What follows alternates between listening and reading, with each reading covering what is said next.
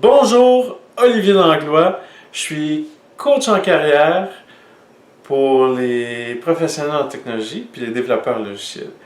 Aujourd'hui, je vais vous parler de charisme, puis je vous donne un exemple de qu'est-ce que ça peut faire pour vous.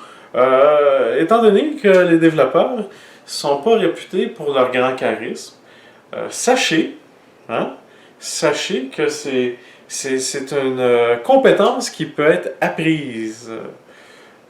Ta, ta, ta, ta. Dans mon bulletin de nouvelles que j'envoie à mes abonnés, que vous pouvez aussi joindre là, en visitant le lien qui est en bas du vidéo, j'avais parlé de ce livre-là que j'ai commencé à lire, Le mythe du charisme par Olivia Fox Cabane, qui à l'intérieur donne des exercices pour améliorer son charisme. Puis,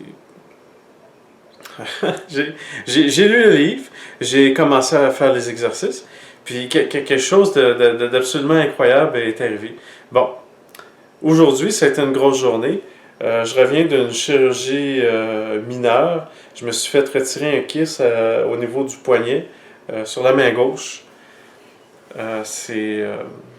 J'étais sur la liste d'attente de la chirurgie depuis le mois de décembre 2015. Là, on est rendu 2 mai 2016. Ça semble avoir été long avant que ça soit mon tour, mais pas tant que ça, en considérant que le spécialiste, c'est une journée par mois à l'hôpital, puis je ne sais pas, il ne doit certainement pas voir plus que 10 patients par journée. Ce qui s'est passé, c'est que voilà 2 semaines, j'ai téléphoné à l'hôpital pour savoir où j'étais dans la liste d'attente. Savoir si c'était bientôt mon tour, parce que pour moi, 4 mois, ça me semble très très long, parce que mon problème était à ce point handicapant que ça m'empêchait de faire plusieurs activités physiques. Je fais des push-ups, puis j'avais mal tout le long du bras à cause de ce mot juste de kiss-là. Puis... j'ai pas d'autre explication que... à cause de mon charisme. Là, ça fait drôle de dire ça, ça a l'air un peu présomptueux, mais moi, c'est l'explication que je donne à ce qui est arrivé. La personne à qui j'ai parlé a voulu m'aider parce que elle m'a expliqué que, étant donné que mon problème est handicapant, puis qu'elle, c'était sa dernière semaine à ce poste-là, elle voulait m'aider en faisant voir le médecin à sa prochaine présence à l'hôpital, en me faisant passer devant tous les autres. Est-ce qu'elle est obligée de faire ça? Non, absolument pas. Elle avait envie de m'aider. Puis, parce que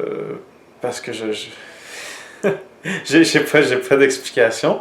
Mais moi, ça me plaît bien de croire que ce que j'ai appris dans le livre sur le charisme, puis les exercices que j'ai pratiqués,